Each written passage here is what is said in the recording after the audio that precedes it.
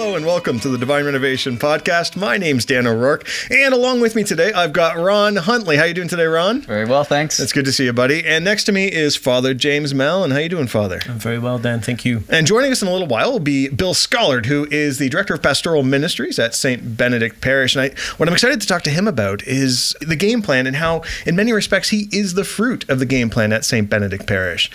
Sure is. It's been fun to get to know him. It's been fun to journey with him, and I can't wait to hear his story. People are going to love it. So let me ask you a question before we invite Bill on. What are some of the stories that we've had in the last week? Actually, hang on. Before you go there, I just want to, you talked about the game plan. I'm just conscious. We've had a lot of Good point. The podcast last week, in 1 week, we had like 1,000 people. So we've got a lot of new folks, and I'm thinking, the game plan, what are they talking about? Now, Bill does have a football background, so that kind of works in. But our game plan at Saint Benedict is the term we use to describe our strategy, our plan to fulfill our purpose. And the purpose of Saint Benedict Parish is to form disciples who joyfully live out the mission of Jesus Christ. And so our game plan is something that we enunciated a number of years ago, very clearly kind of simplified. Yeah. And we did that so that we could be more intentional about doing the thing that makes the biggest difference. And Bill's also, in many respects, he's sort of the product of not just the game plan, but he's a product of the leadership pipeline, like so many leaders at St. Benedict Parish. But now we're talking too much about Bill because we don't have Bill with us yet. But it's a great story because he actually took Ron's job. He did. I got fired and he got hired. It's terrible. But I think things have turned around for you lately, Ron. How have things been going in this last week?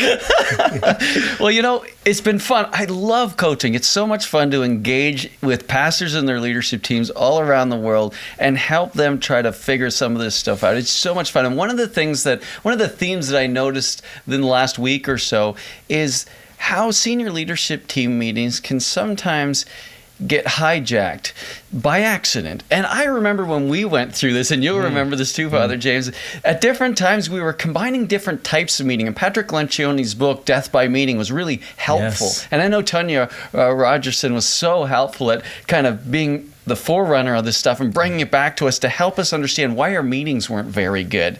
And so it's been fun to work this week with some people on their senior leadership team meetings, actually the last couple of weeks, and diving into it deeper, helping them understand the difference between strategic meetings and maybe even smaller strategic items and tactical things. And remember when we were going through that? It was painful. We had meeting soup, and it was like we felt that something wasn't right, but we just didn't know it. And a shout out to Tanya Rogerson, if you're listening. Tanya, thanks so much for introducing me to the writings of Patrick Lencioni. But in the book Death by Meeting, he talks about this, that we experience death by meeting not because we have too many meetings, because if you lead into leadership, I hate to tell you, you're actually going to have more meetings. But the question is the right type of meetings that are life-giving. And one of the things that saps our energy is when we have a meeting where it's a mishmash, it's a meeting soup where you get into vision, you're wrestling about your dream and where you want to go, and then the next thing you're talking about strategy, and then you're dealing with a myriad of tactical issues. Like, so what is it? Are you talking vision? Are you talking strategy? Are you talking tactics? And so with the SLT model, you're really opening those out, and the primary focus of a senior leadership team really is tactics, and those are the decisions that need to be made to implement your strategy, your big plan. I love the quote from Mike Tyson, I know Mike Tyson, not the most politically correct guy, but he's got this great quote that everyone has a plan until they get punched in the mouth. And if you develop a plan, it's one thing to develop a plan to move your church from maintenance to mission. But as soon as you begin to execute your plan, see, people are not opposed to the idea of change. But as soon as people feel change, you're going to get punched in the mouth. Mm-hmm. And there are things that pop up. So everyone, if you stop and think right now, everyone who's listening, whatever you've got a plan to do in your life, regardless of your role, there are things that pop up that hinder that slow the implementation of your plan down. Mm-hmm. They prevent you from executing. And they're often decisions that need to be made. And we don't make them. Why? Because we're afraid. Because when you make a decision, you're always usually going to make someone mad at you. or we don't know what to do. Right. And so that's one of the key things of an SLT, a senior leadership team, is to help you make those key tactical decisions. But the difficult thing is, if we're not careful, there can be a drift in your meeting. You know, you can put up on the board a whole bunch of tactical issues we need to discuss, but you can very easily find yourself moving into an area of strategic thinking.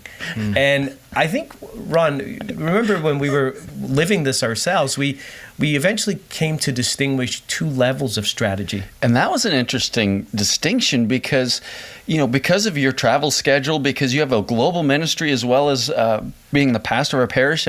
So at times we would miss your presence, and we would feel like sometimes we'd meet anyway, but we'd feel like things were getting clogged up. And I remember one time we were frustrated, and I think you were coming in from somewhere else. We had you on the screen, and we were zooming you in, and I remember whatever we brought to you, you said, "We've already decided that. That's not a strategic. That's small S strategy. We've already agreed on the big S strategy, and you guys have authority to execute on the." And I was like, oh, it didn't even dawn on me that, because we never talked like that before. That's big letter S strategy, but the other understanding would be applicable as well. It's a big S strategy, the S strategy. Enunciate that. Because one of the things, it's a topic that comes up often is, what is the relationship between an SLT and a pastoral council? We had great chat last night in one of the pastor cohorts on this topic, because one of our parishes that didn't have a pastoral council for 9 years has established one, and they did an amazing process of discernment. But bringing people on, you mean? Yeah. Oh, cool. So how does, you know, if you set up a mechanism for dealing with tactical issues, because if you move out of maintenance, tactical issues are going to multiply the questions because you're in different territory, right? Absolutely. And another parish was also saying they were experiencing tension with the pastoral council because they were saying, well, what is our role now? But you've got to, if you create one, you've got to shift the purpose of the other. Because sometimes in parishes, pastoral councils are a whole mixture of stuff. And so if you do have a senior leadership team for tactical issues, you've got to move your pastoral council towards big picture strategic issues. And that's where we found the difference between big strategy, big picture strategy, and small strategy. And big S and small S. Big S and small S.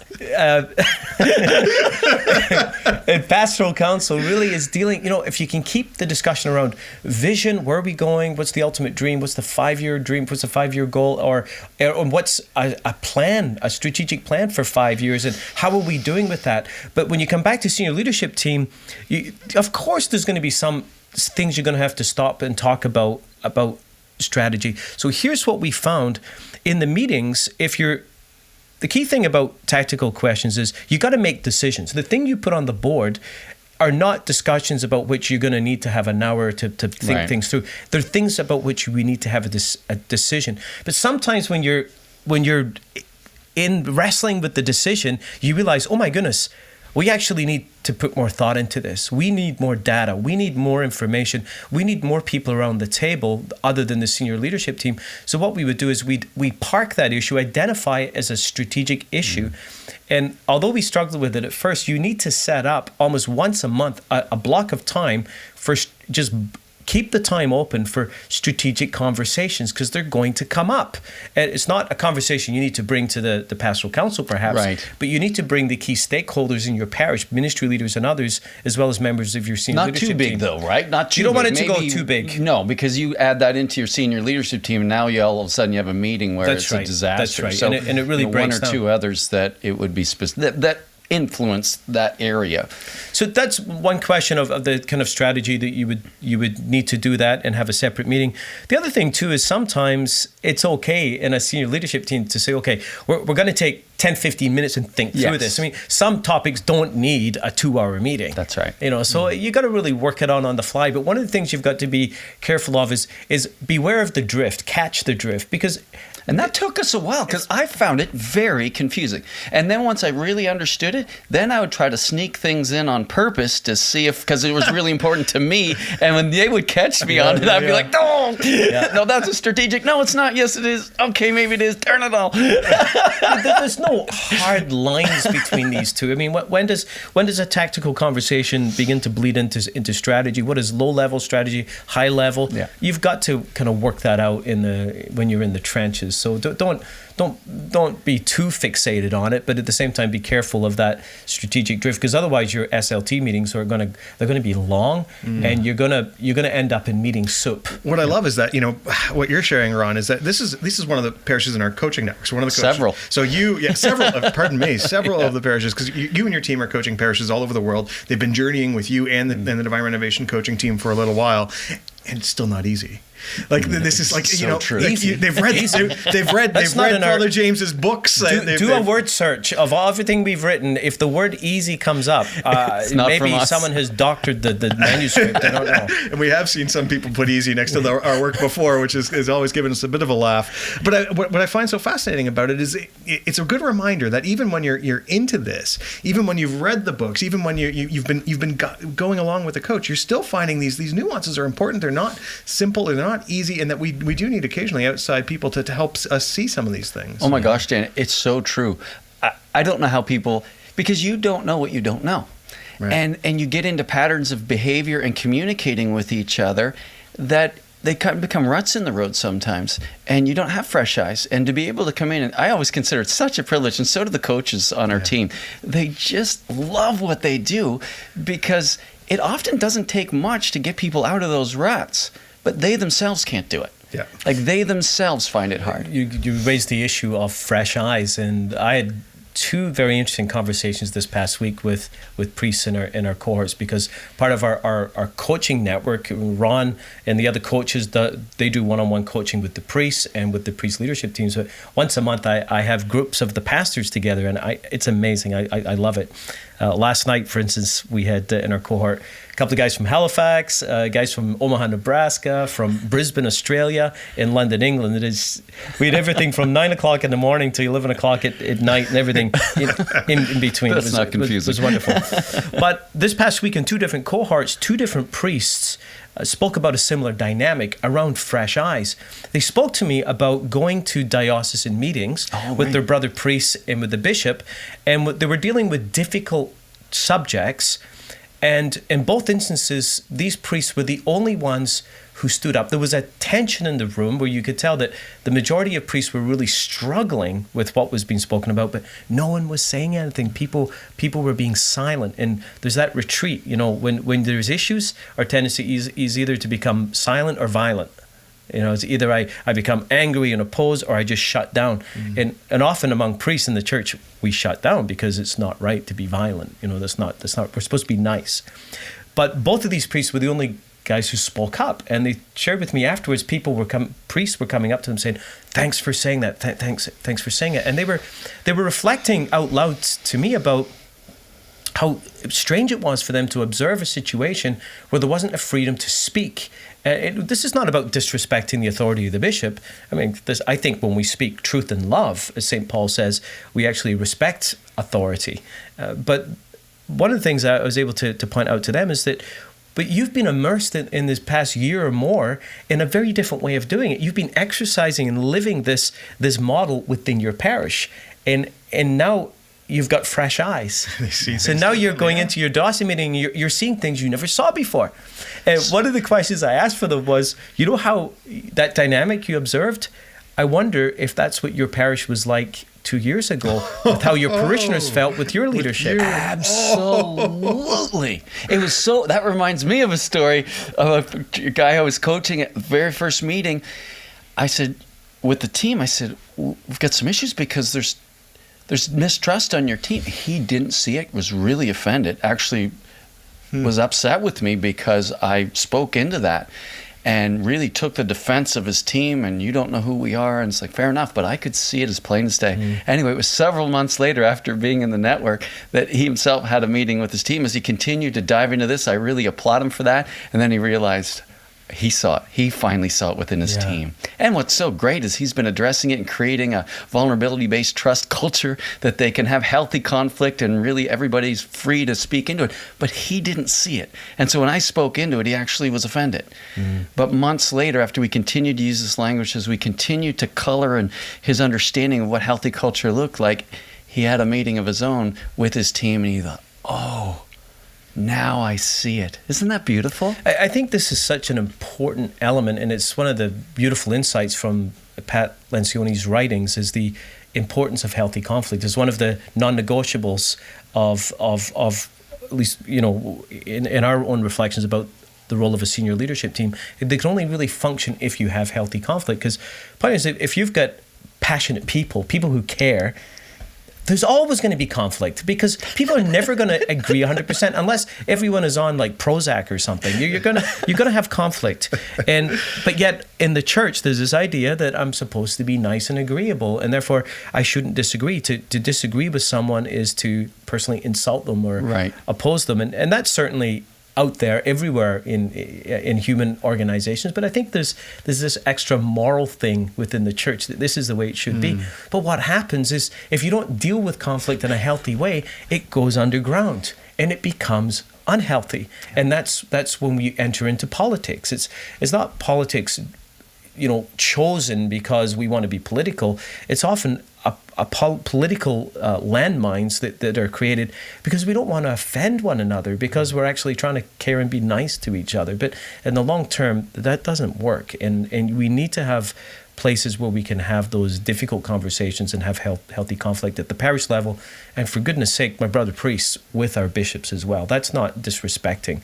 That's actually showing respect for the office of bishop. One of the great gifts, I think, of Pat Lencioni's work and the way that we've adopted and adapted so much of his things into the parish culture is that it's actually not just exclusive to the leadership team of a parish, right? We see those same principles, like, you know, they're the exact same principles that we would apply in our Divine Renovation ministry, as a for instance, right? Like at our ministry level, we have lots of healthy conflict, lots of healthy conflict. But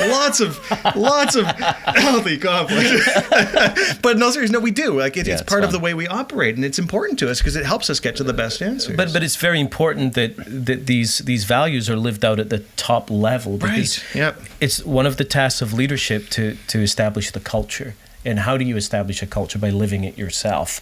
And so this is absolutely key. You can't, if we're moving forward as a church, if more and more dioceses are going to be grappling with restructuring and calling priests to lead out of teams, and if teams, the only way to effectively lead out of a team is that team to be healthy.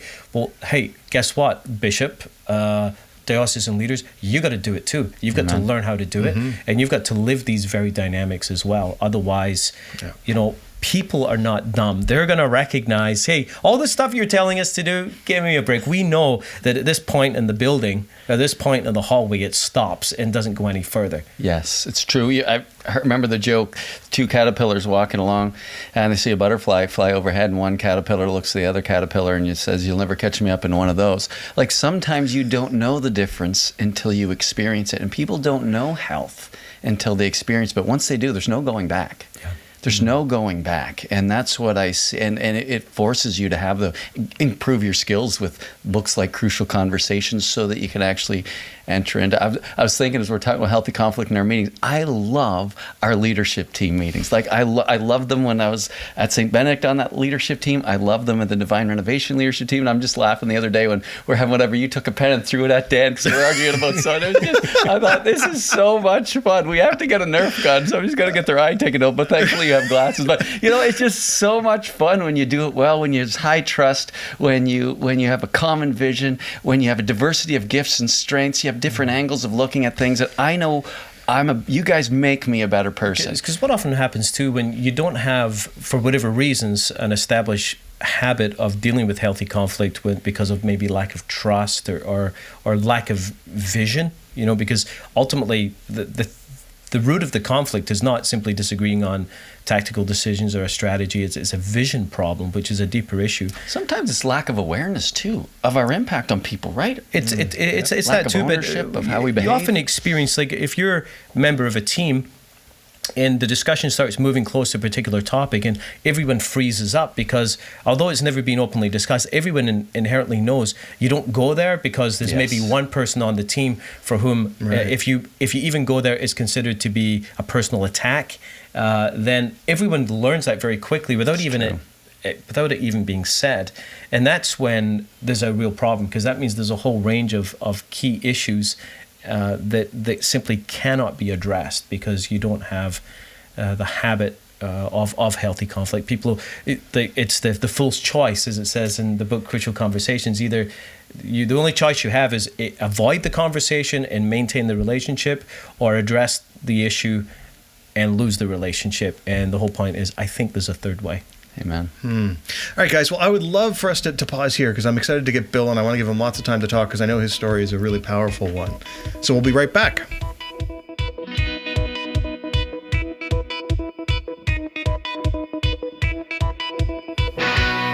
Welcome back. And Bill Scollard, welcome to the show. Excited to be here. Thank you. So, Bill, your position title at Saint Benedict Parish is Director of Pastoral Ministries. Is that right? It is, yeah. And how long, just to set the stage, how long have you been in that job now? 6.5 months. 6.5 months. So you're still edging your way into Ron's old gig. The learning curve's still high, yes. Excellent. So, Bill, I don't even know where to start with your story. I know a little bit of it. I don't know all of it, though. So where's a good point to jump in with you? Wow. How long do we have? You know what? I'd say probably 5 years ago.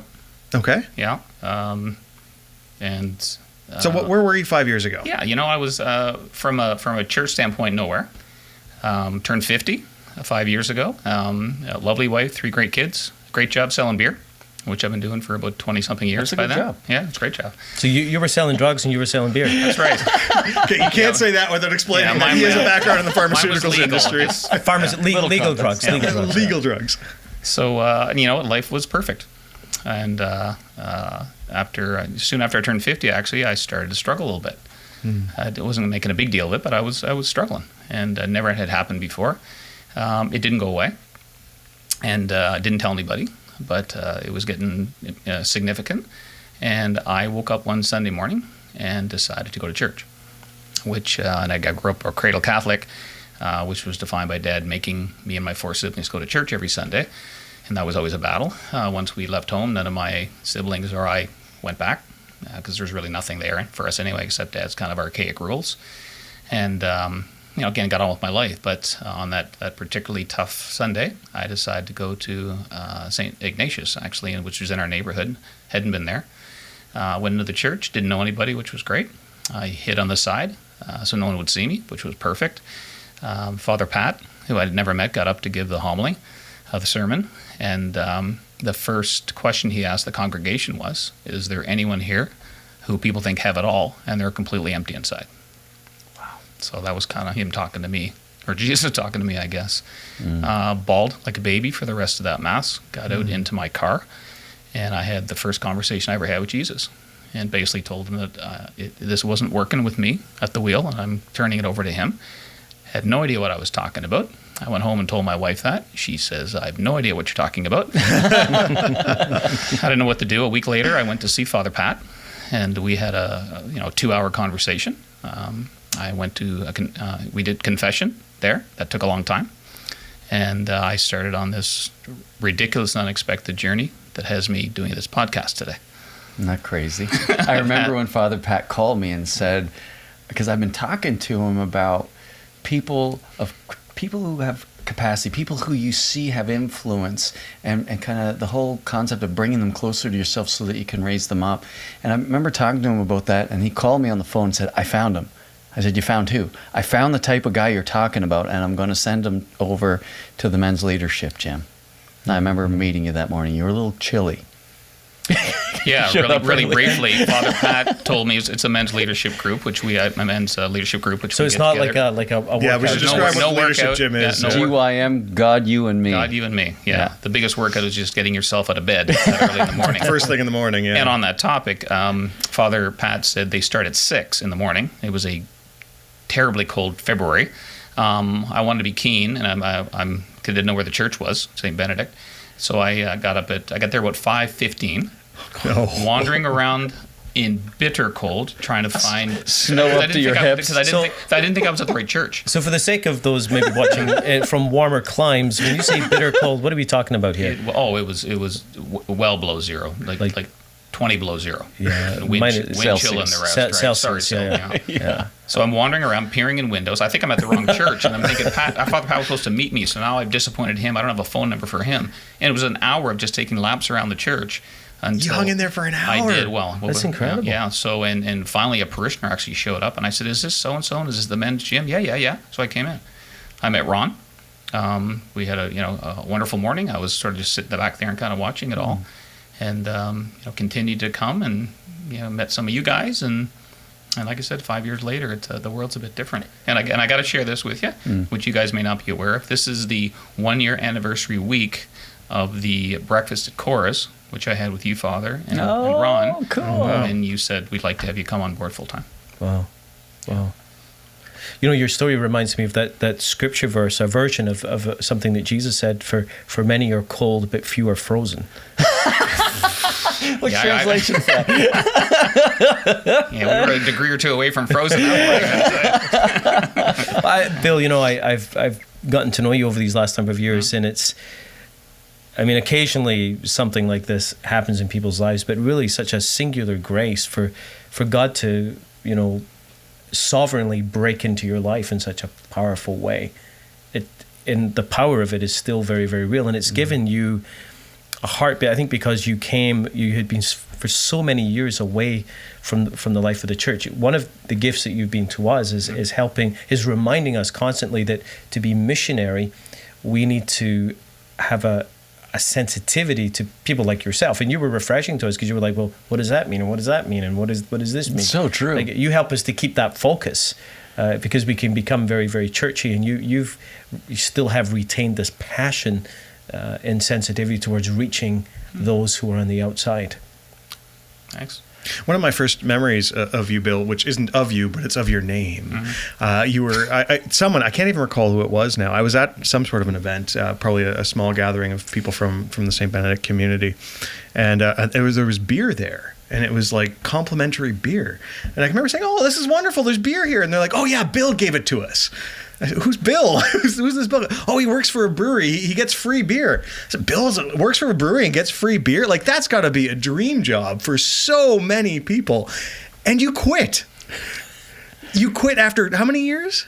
26 and a half. 26 and a half years. You left a job that gave you free beer. How's that going for you? Are you feeling okay with that? Have you reconciled to it? You know what? It was probably the easiest decision of my life. But it's going back to that breakfast meeting. Father said, like, we've got a full-time job. Ron's moving on to bigger and better, and we want you to be his backfill. What I said at the time was, I said, "Father, thank you, humbled by the ask or by the offer. There's 100 reasons why that's not going to happen." And you said, "You know what? If it's God's plan, He's got a way of taking down those barriers." So we prayed right at the table. And over the next 3-4 months, all these barriers, which were significant barriers, all came down. I thought the other interesting thing, I remember what that meeting was. I said to Father James at the time, I said, "What are your plans?" And he said, "Oh, I just met with the bishop." He said, "I'm not going anywhere. I just signed up for 8 more years at Saint Benedict Parish." Yeah, God's plan. Right? And it was only a few weeks after that, I think, that there was a significant intervention in my own life to shift direction. But we're still here. Still here, absolutely. Can I get us back? Like, one of the things that was so neat, because, and I often say this, to your point, that was God's sovereign work in your life, just meeting you where you were in your brokenness at that point in your life to let you know how much He loved you and how important you were to Him. And then He drew you into the church all by, nobody even invited you. That's crazy. Yeah. What was neat was once you got to the gym, I recognized you from university because we both went to St. Mary's University, so shout out to all the Sweeney Huskies grads out there. But you, I knew that you were hungry, and you had a whole road ahead of you that was going to be exciting. I kept inviting you to Alpha because for us, Alphas, you've already had that conversion experience, that just overwhelming realization of how much God loves you, and so you were already on that journey. And so for you, that Alpha, for me, what I wanted for you was to connect more and more with other people and also to help other people come to that, because I knew in my heart that you were going to be able to help others experience that. Share us a little bit with us in terms of your journey to get to Alpha, and maybe even a little bit in terms of Saint Benedict, because you weren't going to the church at the time when you were coming to the men's leadership. Yeah, that's right. So I started going to Mass, which was lovely. I was still a little tentative, right? I was still kind of dipping my toe. Y'all seem very lovely, but okay. Well, we'll just again, my mindset would be kind of take it slowly. So Ron, got very close to Ron at the gym very quickly. Got asked to speak at a men's breakfast, which freaked me out, but it was okay. I just kept saying yes. That seemed to work out pretty well, so I think I'm gonna keep doing that.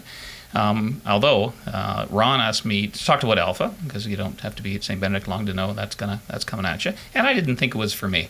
So Ron kept asking. I kept saying no. I think there was 9 no's. I actually plotted with my wife before I'd see Ron. I said, I'm going to see Ron. Why can't take Alpha? Oh, volleyball or hockey or work related. Okay, thank you. And then the 10th time, Ron never felt judged. Never. He just sort of smiled at me when I said no. And then he caught me one time when I wasn't expecting the ask, and I said yes. And I beat myself up the rest of the day for being so weak. And I went to that Alpha, and I had a lovely table, but I was still a little unsure. I probably came to half the nights. Didn't go to the weekend away because that wasn't going to happen. And I was fairly happy that to get my Friday nights back. Although it was good. There was still kind of steps in the journey. Got a few questions answered, and then Ron, you called me up a couple of weeks later and said, we'd like to be on team at Alpha. I remember thinking, how desperate is this parish to have me, as part of this leadership thing, and in any way, shape, or form. But I said yes, and it was really on that Alpha and that Alpha weekend when I was on team where very, very unexpectedly the Holy Spirit kind of jumped me. You got mugged. Yeah, it really did, and it's been life changing for me and my family. And what was fun for me through that process again is when you recognize people. I remember Sandy Miller, who used to be the vicar at Holy Trinity Brompton Church, where Alpha originated out of. I remember being there for a conference one time, and he said one of his biggest responsibilities was to recognize people of capacity and draw them to himself so that he could in turn bring them to Jesus. Mm-hmm. And I was really fascinated by that concept. And he talked about it more in terms of what that meant in terms of influence, gave us some really funny and engaging stories. If I could just share one, was about this guy who was a musician.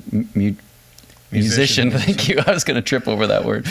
And he saw capacity in him, and he asked him, he said, so I said to him, listen, I'm going to be going and giving a talk next week. I heard you play the guitar. I'm wondering if you would be willing to bring your guitar and sing a song, because I heard you sing. He thought, I'm going to give him a little piece to see if he shows up and to see how good he is. And he did show up, and he did a really good job. So he said, I gave him more. I said, listen, I'm giving a talk in 2 weeks. Would you be able to bring your guitar and sing 2 songs? And he said, sure. So he did. Anyway, somebody approached him after that second encounter and said, Sandy, I got some news. I don't want to tell you this on the down low, but that guy you got singing, I smell alcohol in his breath. And Sandy said, I know. It's okay. What was happening was he would get so nervous because he'd never been in this church circle before that to make himself feel more comfortable, he'd have some drinks before he came to lower his anxiety. And it didn't bother Sandy at all because he knew that if he could bring him closer to himself, Sandy was confident he could bring him closer to Jesus and then unleash him in his gifts. And in many ways, Bill, like Father Pat saw that in you. I saw that in you, and we didn't give up in terms of continuing to try to draw you into what we call the game plan, where we can really invest in people, get to know people, love people, and help. Like Scripture says, you don't put a lamp underneath the bed, you put it on the lampstand. And some people, like Father James, you often say, everybody can be a better leader. Mm-hmm. Not everybody's going to be this gigantic leader and have huge influence, but everybody can be a better leader. And there are some people who will have huge influence. Watch for them.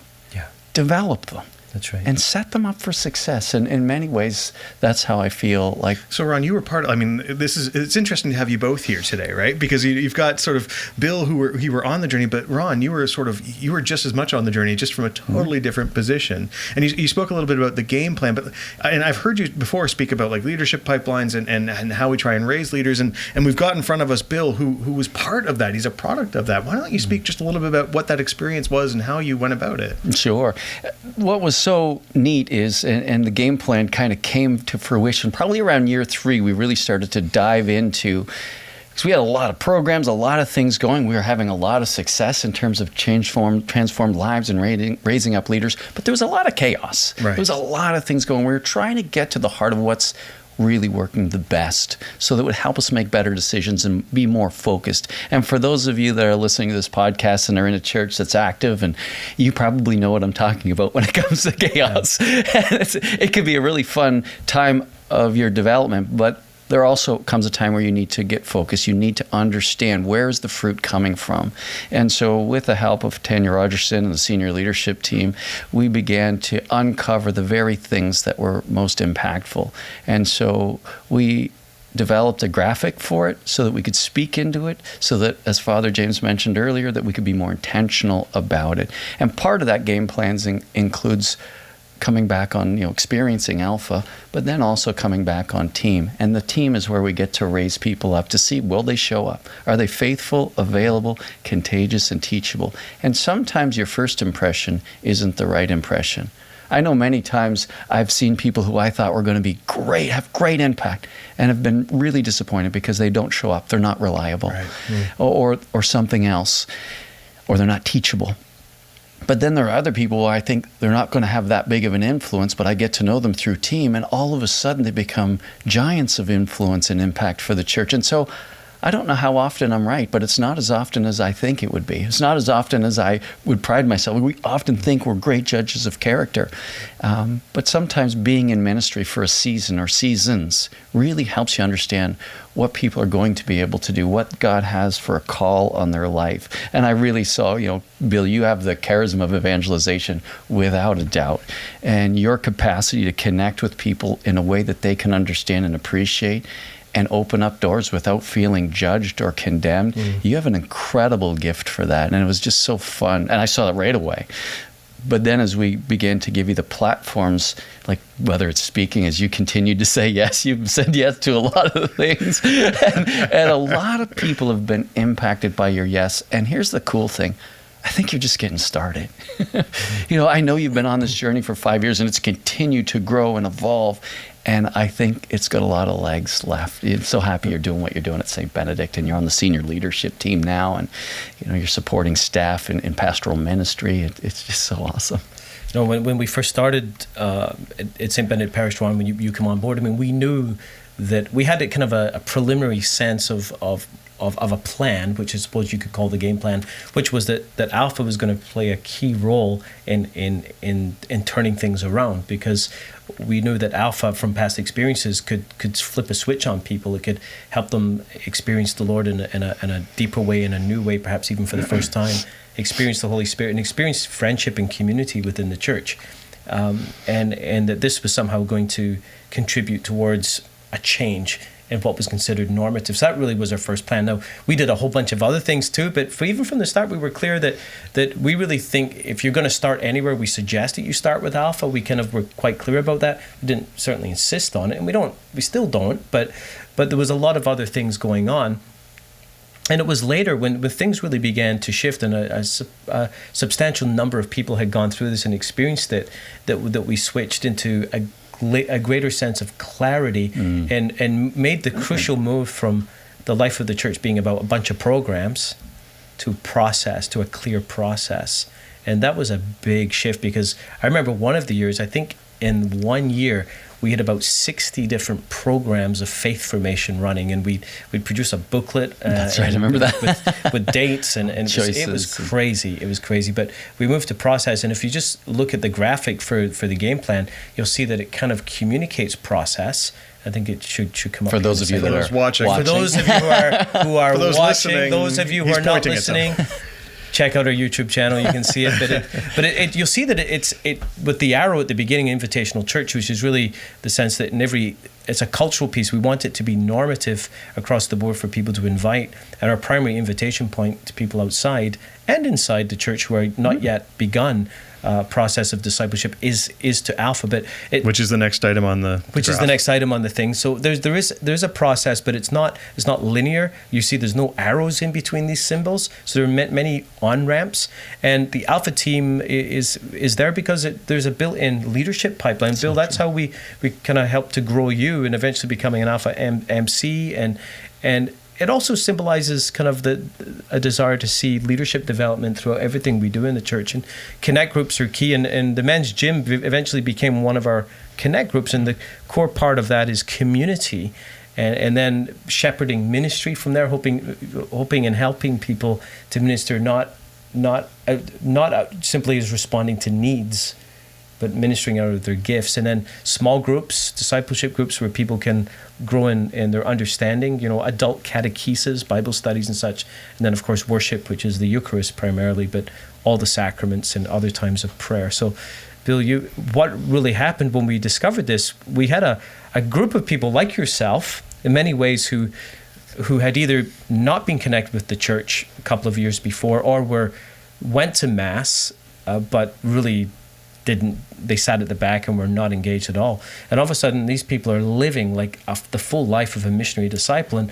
And we asked the question, how do we do that? It's almost like playing golf. When you play golf and you get a good shot and you're like, that was great, but I have no idea how to do it. That's a good Like, how did we actually do this? And it was like working backwards, and we identified the process that we now call the game plan. It wasn't so much that we thought this up in a laboratory and experimented with it, as much as we did a whole bunch of stuff. And then when we saw the results, we said, how did we get there? What was the process that produced this fruit? And that's what we discovered the game plan to be. And so once we identified it, then we could then lean into it and be much more intentional about doing the thing that made the difference. So, Bill, now that, I love your story. I love how you share it. And now you're in a place where you're helping other people, go from the caterpillar to the butterfly, so to speak. And I know you've been heavily involved in this last season of Alpha, which has been an incredibly successful season in terms of winter and getting people out. But what are some of the stories that you've seen lately, even in the last couple of months, where you've been a part of just a blessing to be a part of their awakening? God, I mean, there's so many. And again, I'm such an advocate of Alpha because it was certainly a big step in my journey. And I've just witnessed it. I mean, there's various ministries out there. There's a much more direct link to seeing the fruits, seeing the Holy Spirit step in Alpha. It never stops. We just finished our weekend away about 2 weeks ago. And what we've done at each of those in the last 3 or 4, and I think you championed Ron to start with, was that we asked people at the end of the weekend, invite them up on, to grab the microphone and just share their experience of the weekend. And sometimes it's small, sometimes it's big, sometimes you never know what you're going to get because you're just handing over the microphone. And the first gentleman stood up. He was 20 years old, big, tall, good-looking kid. And I'd never met him, never talked to him. He was at the youth table, and I'm not allowed at the youth table. But he took the microphone and said, well, this is technically my second Alpha because I signed up for the first one and didn't show up. He said, but more importantly, he said, I found out in the last 24 hours that I'm not the only one that's broken. Everybody here is broken. And this is a safe place to be broken. Mm-hmm. And he handed the microphone back.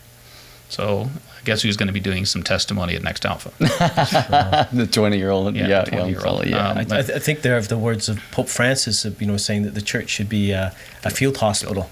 It's a place for the broken to experience the ongoing healing grace of God, and a place where they can be at home. Because sometimes there's this image that the church is supposedly some kind of club for people who think they're perfect. Another moment which was very unique. A lady came up.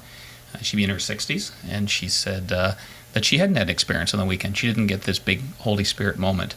But following Ron's talk, who had done the talk the previous day, she said, but I'm okay with that. And she spoke to the entire crowd and said, and I want everybody here who didn't have that experience to be okay with that too, because sometimes it doesn't happen right away. So I'm going to keep progressing. You keep progressing, and we're going to be okay. And she sat back down, and 100 people gave her a standing ovation. Wow! Right. So who knows that? That might have been the ember planted on the hearts of some of the people just in that moment to kind of get nurtured for down the road. And you know what? There's we asked for testimonies, emails to come back just to talk about your experience, and we're getting those steadily, and they're beautiful. You don't even know what's happening. Yeah. You don't. You don't. That's right. But a couple of times you get that little peak, and it's like beautiful. But you just trust in God, and you keep plowing forward, and you just know that the Holy Spirit is going to touch these folks now, next week, next month, next year. And we played a tiny role, and we turn it over to our perfect God and let him finish the play. Amen. And I get to have one of the best seats at the table. Yeah, And that's a awesome. blessing. Yeah, it's incredible. You know, it's interesting, Bill, because I hear some people say sometimes, well, you can't judge somebody where they're at in their heart and their spirit. And I'm thinking, it's not about judging, it's about asking. Ask. And at Saint Benedict, we have a culture of asking people. We ask. Sometimes we don't ask because we're afraid of the answer. We're afraid nothing's happening, so we don't ask anybody about their relationship with Jesus. But it's become such a normal part of what we do, asking for testimonies and witnesses. And how often we're surprised of the answer. It's like, oh my gosh, like people are just these icebergs. You see this little tip and there's so much going on under the surface. Didn't you shared a story with us yesterday about a letter you received in confidence, Yes, with respecting that person. But Yeah. tell us a little bit about that, Bill, because that was amazing. I mean, out of the blue, we had a young lady go through Datum Alpha last year. She's just delightful, so we invited her back on team, because that's the way it works. So she came on to team. She happens to be at my table at team this time. And unsolicited, she sent me a 22-page letter on Friday that told me her story. And I knew a little bit, but I certainly didn't know all of it. And it's compelling and dramatic. And she just said, I had to tell the story because I do believe that God is going to use me to heal other broken people too. Wow. And she's been just an absolute gift. An incredible journey through our parish. You talk about a field hospital. We had a whole bunch of people prepping her, including yourself. There's a great story about you and her and interacting at the baptismal font. And over the course of that, she's healed, and now she's completely on fire. You know, she's saying yes to everything at the church, and she's going to change lives. That's what I love about the game plan. Sometimes when, in some of the presentations I've made when I've shown it, some reactions, usually of people in parish leadership say, you can't ask people to do that. That's are you crazy? You're asking people to do Alpha, to serve in an Alpha team, to get involved in a community thing, and also do small groups at the same time. And you're asking people. We don't have to ask.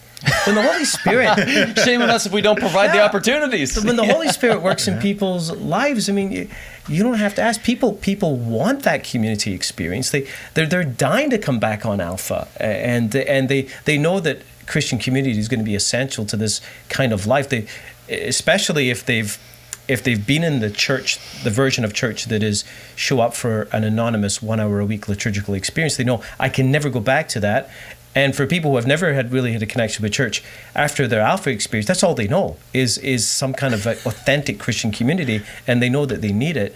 And then there's a hunger, for prayer, for scripture, for understanding the faith. And so sometimes they sign up for multiple discipleship groups. It's like sometimes we have to slow people down, but it's they say yes. They want to serve in ministry, and that's so true. When I often think that if people are praying, or somehow have a sense of satisfaction in their spiritual lives, but yet they're not striving to grow and to serve and to give, I'm thinking, what Jesus are they praying to? Like the authentic Jesus, he says, you got to pick up your cross, which is you got to die to yourself. You got to serve. You got to wash feet. You got to give of yourself, and an encounter with the real Jesus through the power of the Holy Spirit and personal prayer will always drive us to go beyond ourselves and to serve others. And if that's not happening, maybe the Jesus we're praying to might be more of a projection of our own particular needs. Well, I'd even extend further. You say they have a want to serve. It's a need to serve. Like I'll speak to it, but others have spoke to it as well. Is that you've woken something inside. You found the greatest secret ever, the greatest gift ever. And you just feel a responsibility to share it with loved ones and friends, and then you realize, I love everybody. Yeah. You love everybody. Go figure. I'm a vegetarian. I love the meat guy at Sobeys. you love everybody. You want to share this with everybody because everybody's broken, and you've got the solution to their brokenness. You can't not share. Bill, one thing I love about you is we all know around Saint Benedict that Bill has the gift of tears. So we came prepared. But it's a beautiful gift, and it's so much. I remember a number of years ago. Remember, we did, instead of a weekend homily, we took a bit of a risk. Oh, I remember. We set up two chairs, and I interviewed Bill.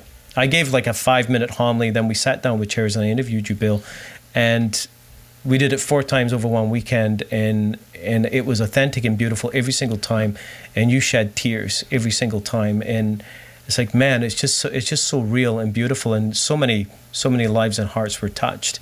There was a few people who weren't too impressed with what we had done because it was an extra 5 minutes of mass time or something, but it was real and it was beautiful, and I think we're so blessed by you that it continues to be real and beautiful. Oh, I'm blessed back. Absolutely, it's been. That's a shout out to our bishop too, because I think that was an initiative that he asked the whole diocese to do. Is let's get a witness. Like he's really been inviting us to let's give people platforms to tell their story. And again, that's one of the other beautiful things I love about Saint Benedict is, this lady who wrote you that letter, that we have platforms that she'll be able to share her story. I think I tweeted one day a couple of months ago is if the only person who can speak about their faith in your church is the clergy, you'll never reach the potential God has for your church. That's right. People have stories of faith. What are we doing in churches to develop those platforms to give people opportunities to share this incredible witness of the God who loved them and saved them? The key thing is stories. I mean, do people know that they do have a story, and they ought to have a story? I remember seeing a number of months ago by the writer Will Mancini. He writes often on issues of church renewal from a non-Catholic perspective, but he had this tweet that, I'm not going to use his exact wording, but I'm going to give you the gist of it, that religious consumers have preferences. Missional people have stories. And that I remember reading that and thinking, wow, that is so right on. What do we have, preferences or stories? When you think about your faith, your church involvement, do you have preferences?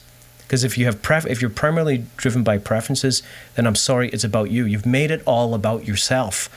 You got it all wrong. You got it all wrong. If your primary concern in your parish is my favorite mass time and what meets my needs, then you've made it about yourself. It's about your preferences. But when you have that conversion to own the mission of Jesus Christ, then you have stories. You get your own story, and you're dying to tell the stories of other people. And I feel just compelled because it's on my heart. So Father did phone me up and said, I remember, what are you doing this weekend? I'm like, I don't know, Father, what am I doing this weekend? And he said, up at the altar, I'm going to interview you. You're going to give your testimony. And you're what to hang out. I said, I have no idea what that means. So you kind of gave me a bit more texture on it.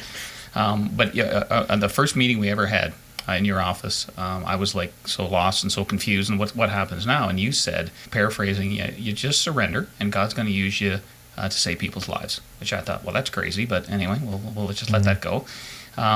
In the fourth Mass, the 6 p.m. Mass on Sunday of that weekend, again, got interviewed, I shared, I cried, sat back down, feeling relieved that my preaching was over for the weekend, and was getting some nice goodbyes from people and hugs and welcome to the parish, which always happens. And then there's only one person left in the church. A lady came up to me, middle-aged lady, crying, and said, I'm like you. I didn't know what that meant, so I just smiled, and she said, I haven't been to church in 10 years. I've done terrible things to my family. I have no relationship with my family, and I'm not worthy of relationship with God. And I just didn't know what to say, so I just kept staring at her. She said, I felt a strong pull to come to this parish on the weekend. I've never been here before. I had to look up to find out where it was. She came to 6 o'clock Mass, sat in the pew, didn't know why she was there. I got up, and part of my testimony was, and I was completely empty inside until, and she said at that moment she knew why she was there. She knew that she was going to be able to fix her relationship with her family, and she'd be all right with God again. Beautiful. So she's weeping away. I'm weeping away after 10 seconds of a staring contest. I finally say, can I give you a hug? And she laughed, said, I haven't had a hug in 10 years. Wow. So I gave her a hug. She walked out the door. I'm the last person in the church, sat down on the last pew of the church, and looked up at Jesus on the cross. And I said, I get it. And I sent you two an email the next day. And I said, maybe this happens to you all the time, but this is what happened last night, and I get it. And I still get it. Wow. And I just, Bill, I think of what St. Paul says. He says we've been charged with the ministry of reconciliation, and he's this beautiful line I can't remember offhand the exact reference, but he says, be reconciled with God. We're ministers of reconciliation, and when we experience reconciliation with God, it overflows into reconciliation with one another, and we become, as we tell that story of reconciliation, we help others to be reconciled. It's such a beautiful gift, and it's so important, because some people listening might be saying, why are you moving too quickly? You got some guy, like who 5 years ago wasn't even going to church, and now he's like on your senior staff, and isn't that a bit too quick? Where did you get study your theology? Don't you have a theology degree? No, I studied beer.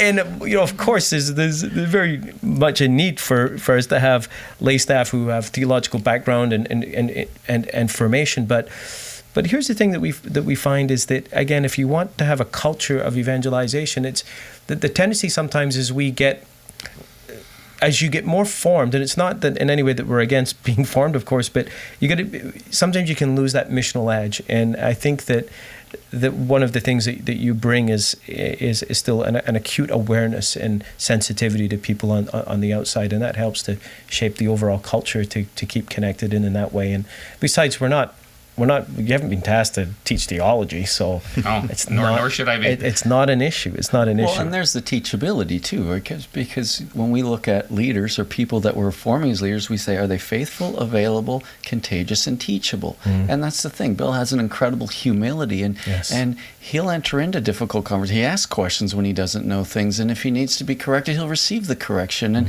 And we can work all day long with people like that, and I'm the same way. I don't have any theology, official theology training. Bill, it's amazing to see what God has done in your life over the last handful of years, and it's amazing to see what God is doing through your life now, and I'm so grateful that you were able to join us today and just share a piece of it. I know that the work you're doing at Saint Benedict is continuing to touch lives, and your ability to share it through the Divine Renovation ministry to others around the world. We're just so grateful for your ongoing contributions and participation. There's a couple quick things around Divine Renovation. If you want to learn more about Divine Renovation, check out our website, divinerenovation.net.